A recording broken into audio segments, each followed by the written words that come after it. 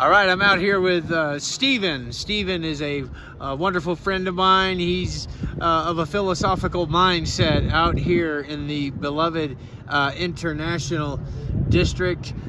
Stephen, what is your opinion about the National Guard coming out here to the war zone of the International District? We're gonna see what it is when it happens, right? But currently there's fear.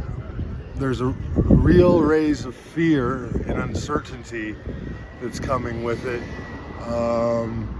Especially, like, I'm more informed than a lot of my cohorts are out and about. Sure.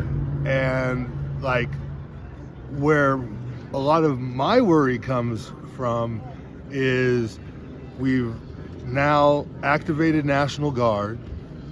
The border has now become militarized, and the current executive branch, it seems to me to be rather unstable and doing things that seem to me to be out of a movie almost, in comparison to like fascist times during World War II and stuff, or imaginary fascist regimes taking power between Dodge and defying the judicial side of our government, right, and things.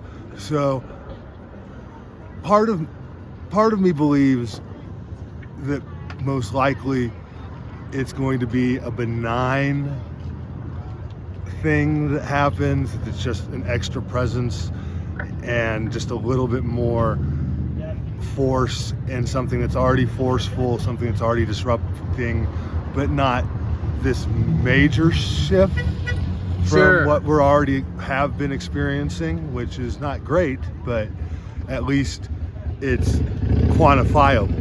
And Stephen, I know that you're in tune with people on the street, people that, you know, this is their home, this is where they live, this is where they exist, this is where they try to scratch out an existence for themselves.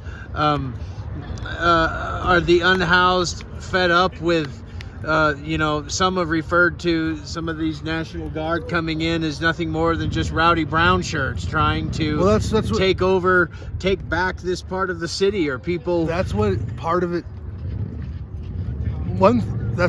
it feels like it could end up being. I don't know. Now, this has gotten a little coverage media-wise and stuff, but today is the deadline for the Department of Justice to give reports and advice to our president based on actions that he might take surrounding possible martial law tactics within the nation. Correct. And so, as I've known that to be that timeline's been ticking, and then the governor activated our National Guard, and then you consider that our border has been militarized and given over to our military, part of me feels a little surrounded, like it's like the noose was set, and now today, tomorrow morning, sometime this week, all of a sudden we're in a state of emergency against the cartel or whatever thing they need, and we're in martial law. And one thing that I know, the standing military has never not voted in a 90 percentile for the retention of a standing president, because that's the psychology of the military. Your loyalty to the commander-in-chief is something that's just instilled into you. So martial law hits, our military will do whatever that man says.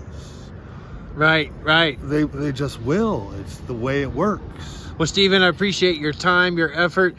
Stephen, from me and behalf of the church that is here in the Albuquerque area, we want to wish you a happy Easter and a happy birthday. I appreciate your time. You're a great philosopher, and you've got your finger on the pulse of what goes on with the unhoused here in the International District. Thank you so much. I appreciate you, Cisco.